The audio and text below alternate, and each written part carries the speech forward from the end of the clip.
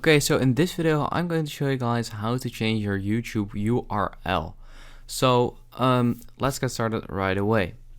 And if we just go to our channel, we can see that there is a just a random URL at the top, and we want to change that, of course.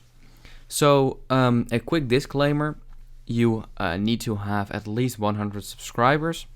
So unfortunately, for the people that don't have that yet, you just gotta wait till you have it.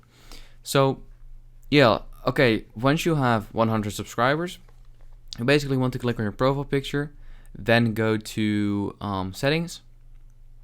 You want to click on channel status and features, just like this, and right here it says custom URL. And for me, since I don't have any subscribers on this channel, it says you're ineligible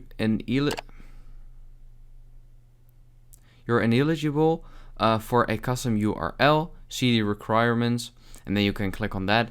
But if you have over 100 subscribers, you will see that you are eligible, and you can just click on it. And it's actually very straightforward from that point on. It will probably say like, claim your custom URL. You'll just have to click on that, and that is basically it.